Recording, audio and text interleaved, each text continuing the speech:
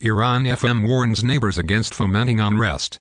Iran's foreign minister on Monday warned neighboring countries against fomenting unrest after anti-government protests roiled the country over the past 2 weeks. The remarks by Mohammad Javad Zarif at a security conference in Tehran echoed previous allegations by Iranian officials, who have blamed the violence that accompanied some of the protests on the United States, Israel and Saudi Arabia. Some countries tried to misuse the recent incidents, Zarif said, without naming them. No country can create a secure environment for itself at the expense of creating insecurity among its neighbors. Such efforts will only backfire, the official Iranian news agency quoted Zarif as saying. The anti-government demonstrations first broke out in Mashhad, Iran's second-largest city, on Dec. 28 and later spread to several other cities and towns. The protests were the largest seen in Iran since the disputed 2009 presidential election. They were sparked by a hike in food prices amid soaring unemployment, but some demonstrators later called for the government's overthrow and chanted against the country's supreme leader, Ayatollah Ali Khamenei. At least 21 people were killed and hundreds arrested. Large pro-government rallies were held in response. In the past few days, Iranian authorities have said the protests are waning, and on Sunday, Iran's Revolutionary Guard claimed the nation and its security forces had ended the unrest. The Guard blamed the unrest on the United States, Israel and Saudi Arabia, as well as an exiled opposition group known as the Mujahideen-e-Khalq, and supporters of the monarchy that was overthrown in the 1979 Islamic Revolution.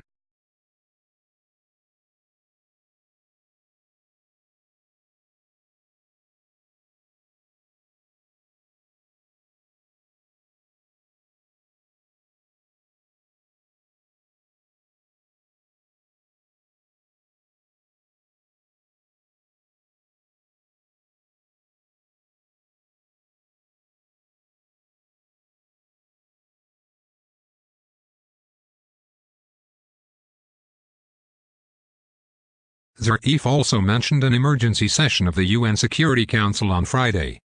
The United States had called the meeting, portraying Iranian protests as a human rights issue that could spill over into an international problem. U.S. Ambassador to the UN Nikki Haley said the session had put Iran on notice that the world will be watching its actions. But envoys from several other countries expressed reservations about whether the council was the right forum for the issue. Zarif on Monday depicted the session as a fiasco, saying the Trump administration is isolated at the international level. The world witnessed that all other members of the UN Security Council spoke about preventing the meddling in Iran's internal affairs, he said. Iran's President Hassan Rouhani meanwhile said that despite the exploitation of the protests by outsiders, authorities should listen to the demonstrators' economic grievances. People rightfully say see us, listen to our words, Rouhani said. Rouhani, a relative moderate, also argued against the permanent suspension of social media applications that authorities had taken offline at the height of the protests, including the popular messaging app Telegram, which is used by an estimated 40 million Iranians, half the population.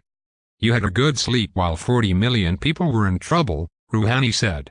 Some 100,000 people have lost their jobs over this past week because of the suspension of the apps, he said, referring to their widespread use in online commerce.